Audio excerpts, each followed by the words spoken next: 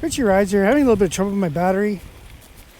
It's gonna go for a ride, but you see here, it keeps kicking out to 0. Let's see if it holds up this time around. But I wanted, oh, okay, it's holding up.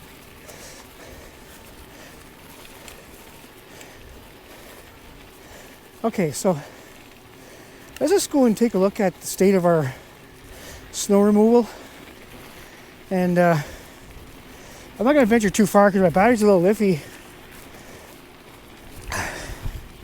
I'm not sure what's going on with it. I think I might have to replace it.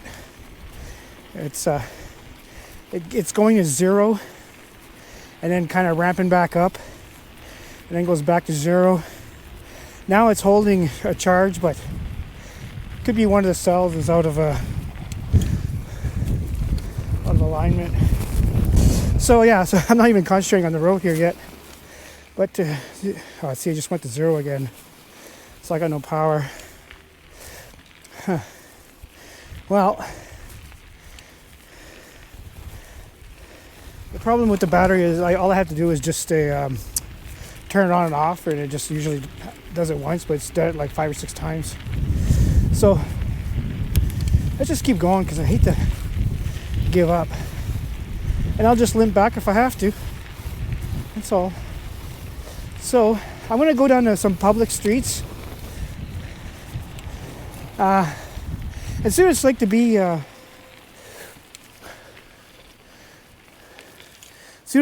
like, you know, just having to deal with shopping and stuff. So I'm going to spend probably most of my time on a sidewalk because the roads have narrowed, the bike lanes are full, and I'm going to keep my speed down. So as you know, like when I'm riding with traffic, I'd rather go fast and try to keep up with the traffic. When the traffic is like under 40 kilometers an hour, it's not so hard. But this road here tends to go, people kind of go 50 plus down here. Anyway, but we're also doing a check on the sidewalks, so we'll be going from road to sidewalk depending on the traffic, I guess.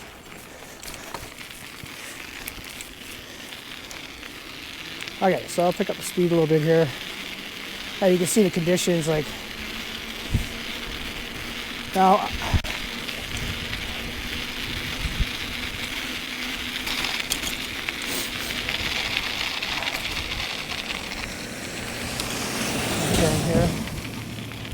Okay, so the bike's stabilized here. The battery is kind of working. Again, I have to start shopping for a new one. At some point, it's just not going to work anymore.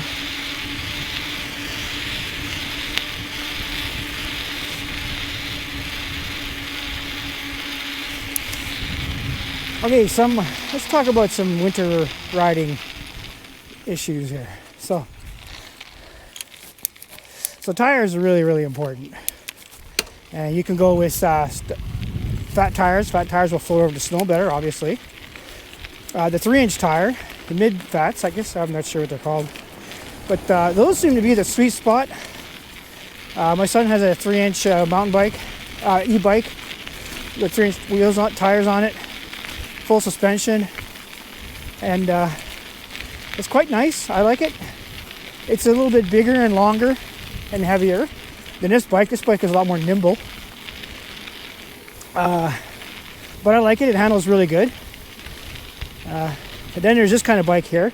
There's a smaller frame, very lightweight, very strong aluminum frame. And so it's nimble.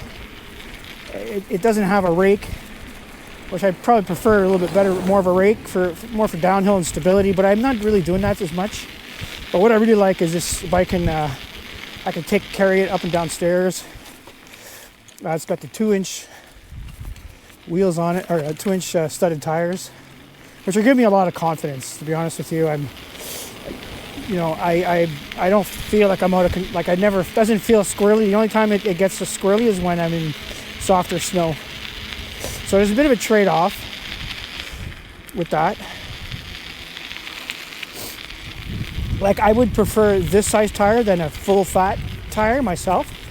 because there's also the issue. You can float over snow, but you're still going to be you're still not going to have very good like lateral traction, or axial forces will be slightly better. You'll just be able to float over the snow better. That's about it. The traction on the ice and on the hard pack will actually be less, because there's not as much pounds per square inch on the contact patch as compared to a tire like I have, which will dig in a bit better. So this is kind of like the sweet spot between 2 and 3 inches, I think. A 3-inch studded tire would be pretty cool, because you get the best of both. Now, skills involved. Picked them up, over the years, right? This is pretty messy here. Like, this is my second year riding, so what you gotta do is really balance yourself over this crud when you feel like it's digging in there, and try to stay as balanced as possible. And then you just float over.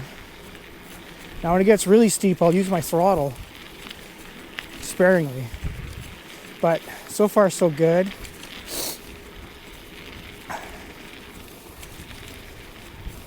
I'll give it, this is a lot of snow we got. We got a good solid, well, you can see how much. This is the second snowfall. The first one I went out, my last video. And then we had another one since, with about the same amount of fall, about a foot, 30 centimeters, 30 centimeters, close to a foot. So this would probably be normal in January. And this temperature is normal, minus 10. C goes down to about minus 15, minus 20, and that's normal. That's not very cold for Northern Ontario. Alberta got it much worse. We were spared. I was expecting it to drop, but it just never happened, so we didn't have to go through what Alberta went through. But we will, like, especially in Timmins, in James Bay region, we'll hit minus 35s at least once a year. Close, minus 40, not so much, but minus 45, minus 50, and it's still there. That's record breaking. That's really, really cold. That's unusual. At that point, you got all kinds of other problems that start happening. Not just EVs. That's you got water pipes. You got to run your water pipes. Make sure the water's flowing. Off topic, but okay, if you're in the cold, or let's say if you're in the southern states, I got a lot of viewers in the U.S. If it gets really cold and your pipe's not prepared for it, and you're worried about them freezing, the best thing you can do is you go to your bathroom. On your caulk valve, there's you know what I'm talking about in the bathroom. Obviously, it's the thing that stops the toilet from flowing. You can adjust that so that it trickles, so that it'll continuously flow, and it's safe as long as your toilet's not blocked. It's not going to flood. You don't need much. Just a little bit, and that will help. So a lot of times when you go into these houses in the Northern Ontario here, you'll hear in the wintertime, we'll adjust those toilet valves so that there's a slight trickle. Landlords will do that specifically because they can't expect their just so they don't have the damage, right? And that will prevent your pipes from freezing. And you pick the toilet upstairs so that all of your water is moving through the pipes. So there's a little tip for you. Okay, so let's see how things are going here. So far, so good. So this is a snowblower snow plow. So that seems to be an upgrade. Last year it was the snow plowing was just atrocious, but here it's decent. Now our bike lane is blocked off, so and there's no way I'm going on that road. So this is okay. I'm all right with this. This is a good job. I don't know how long it took. This looks fresh. They probably just recently did it. So let's see. Today's Wednesday. It snowed over the weekend. It's like 3 or 4 days now.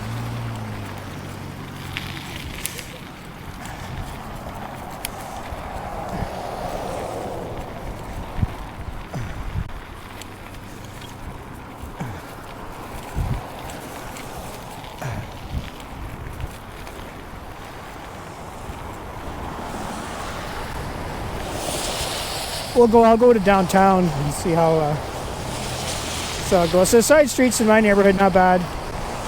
This is okay.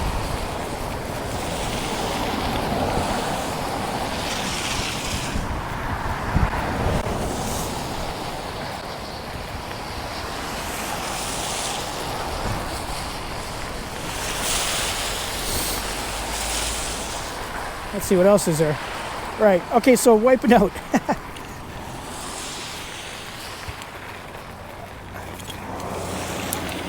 Again, one of the things that can happen when you're riding, as you lose your front wheel and the first thing that happens, you smash.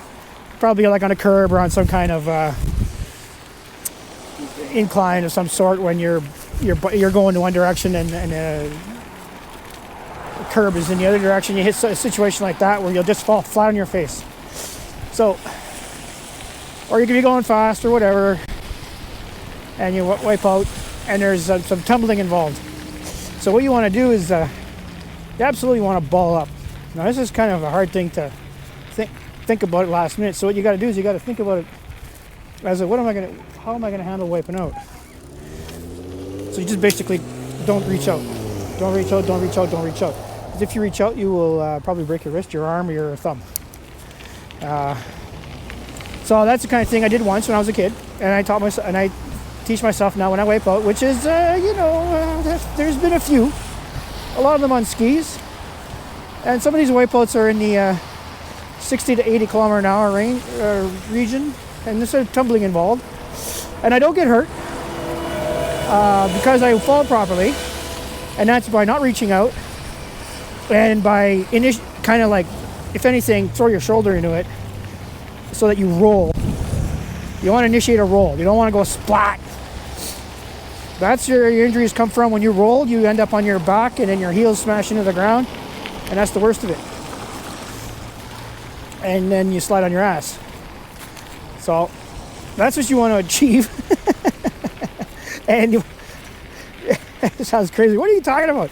You have to think about it. Here I'm coaching, okay? This is Coach Richie here. Like I'm telling my kids, my students in skiing. You don't reach out. You kiss your ass when you're wiping out. Okay, so you just basically turn yourself into a snail, into an armadillo, tuck in, and if you think about it before it actually happens, when it does happen, it'll be automatic. That's kind of what I'm saying here.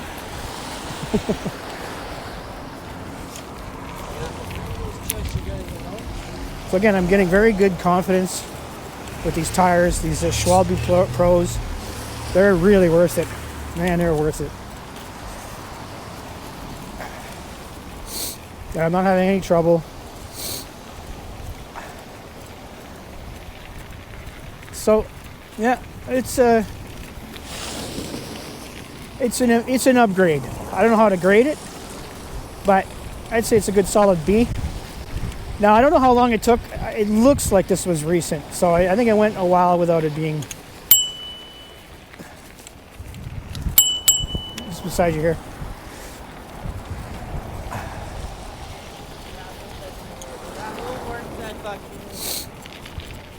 And yeah, big improvement. So I think I'll just continue down here.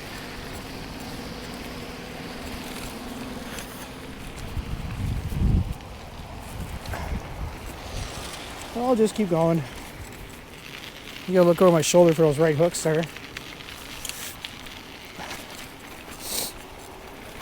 Yeah, this is much better. See, I think the problem before is we didn't have a snow blower machine. Thank you.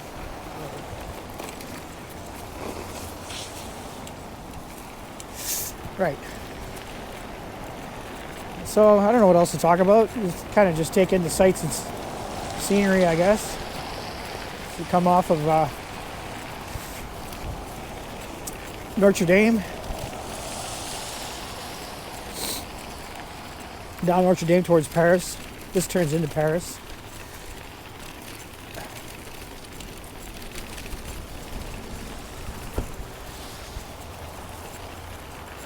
And now that my battery's stabilized, it's working pretty good.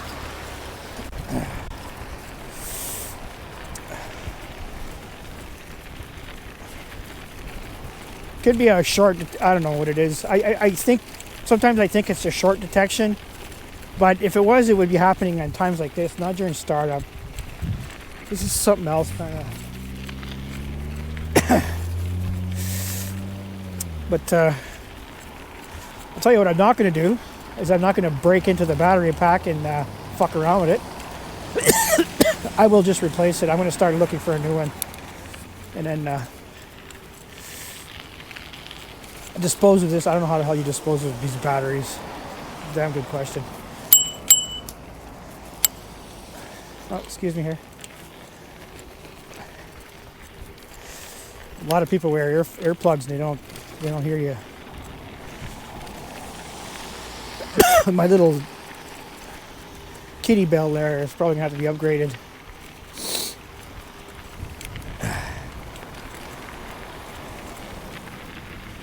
Right.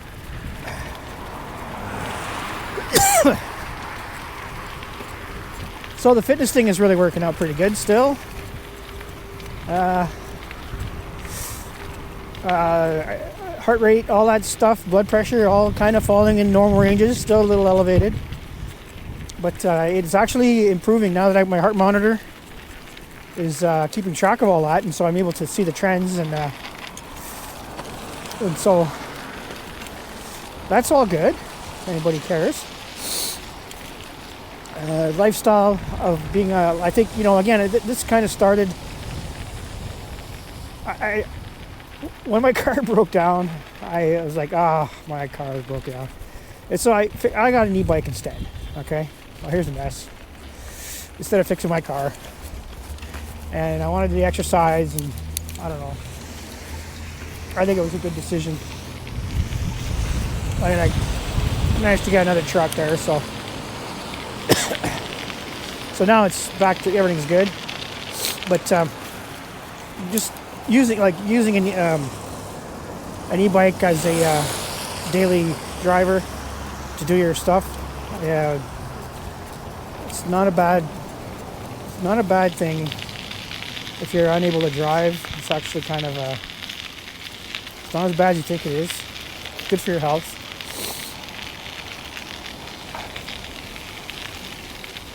And actually a little less stressful, to be honest with you. Come home feeling good, but that kind of that got me into thinking more about fitness and losing weight and stuff, and I'm happy I did that a year and a half later. So I definitely recommend the lifestyle.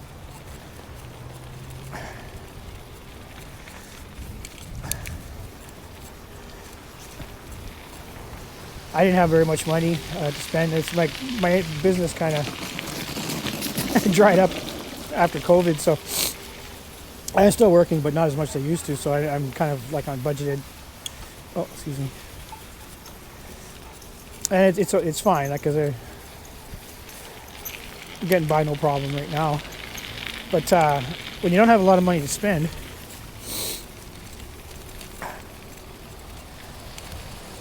getting into a converted bike, with a Bafang kit, pretty good deal. If you're handy, if you like building things.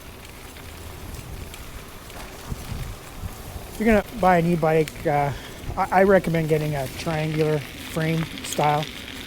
That's my own choice.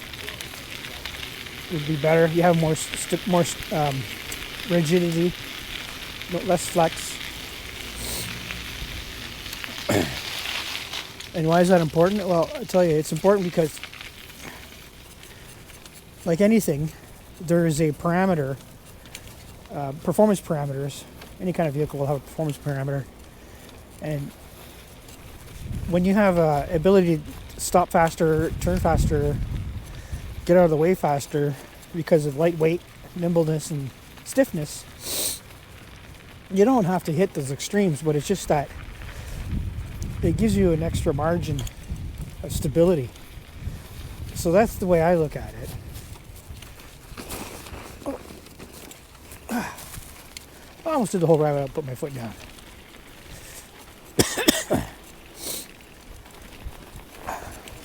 So that's kind of the thinking. Now, like small wheel bikes create a wobbling effect at a lower speed. Bikes that just have a down tube have a rigidity problem, and low quality components will flex, and heavy weight just makes everything that much harder to, lowers all your performance parameters. So these are all the things that I think about. But depending on your style of riding, that won't be matter. Like if you're just really cruising, taking it easy on a cottage and not needing any of this performance, like not a daily driver, then you just get what's comfortable. But if you want to be a daily user, adopt a lifestyle, this is kind of a great way to do it, or a bike of similar proportions.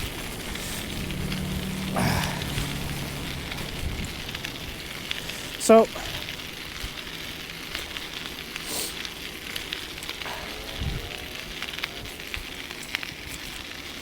not much more. I guess we were at the school here, Sudbury Secondary, and fingers are getting a little cold. So we'll head back. Glad I stuck through it there. It was a little sketchy at first with the battery. So we'll be shopping for a new one. Probably gonna get the kind with the rack. So the rack, I'm gonna replace the rack, and then the battery will be part of the rack. They're much, that'll fit. I can't get anything bigger in that space. And Bafang makes one like that, and I am going to stick with the Bafang recommended battery. I'm not going to venture into making my own. I think that's a very bad idea.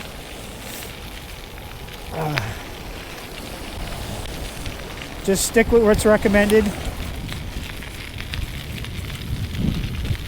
and you'll be safe, especially the charger. Do not mix your chargers, but you know that. You guys know that, right?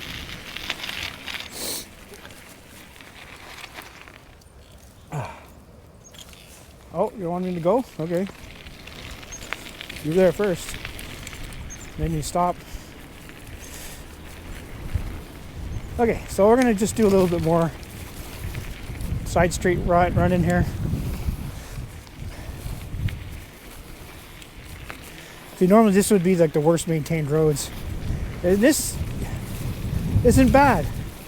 But last year I'd go down a road like this and it would barely be done. And it was very hard to get around.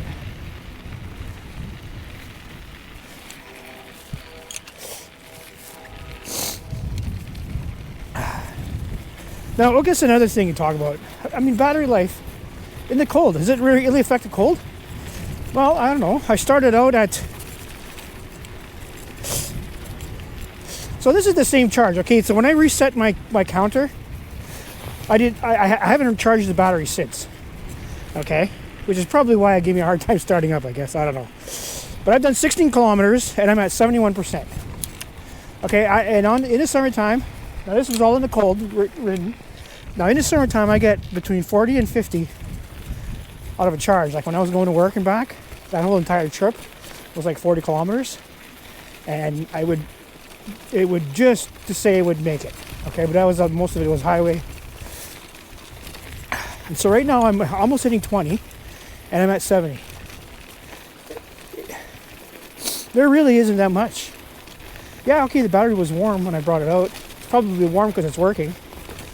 But if your battery's warm and you're riding, I don't think there's hardly any loss. And this is minus 10. Now, I'm not leaving it out in the cold. But I have done that before. I've gone shopping, I've left it and restarted it and got on it. And I really can't notice. I really don't notice. I do notice, like, when I did go to work in the wintertime. But I think just the tires and the ground, because it takes more energy to go over this kind of stuff. Right? So they're really hard. It is very little loss of mileage that I am noticing. I am not noticing it.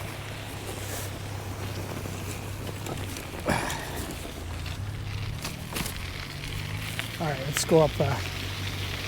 We'll go up here. I will time up. See, 69%. Yeah, now this is not a high capacity battery. This is a very low capacity battery compared to other people. But I don't expect it to be much different. Now, I wouldn't let it freeze. I never have let it frozen. And if it was frozen, I wouldn't turn it on. So there's that. So that would definitely be a performance hit. But every battery is like that. So that's the only thing different I could think of. So yeah, so with all that in mind, let's just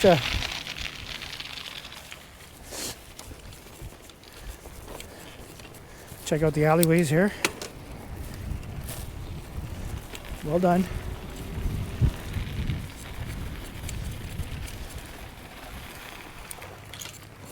You can see the brakes are working really good in this kind of snow. Yeah. Okay, guys. So, alright, I was riding around the neighborhood, checking out the conditions.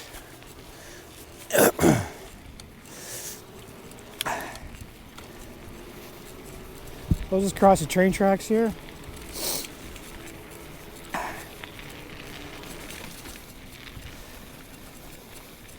So, I hope you guys enjoyed this ride. Nice brisk winter day. I give the snow removal a pat on the back, attaboy. Much better. Grade. We'll see how this goes as the year progresses. And hope you all enjoyed the ride, and please like and subscribe. No, hang on, I'm going to do this again. Yeah, so please like and subscribe, and I hope you enjoyed the ride. Bye, y'all.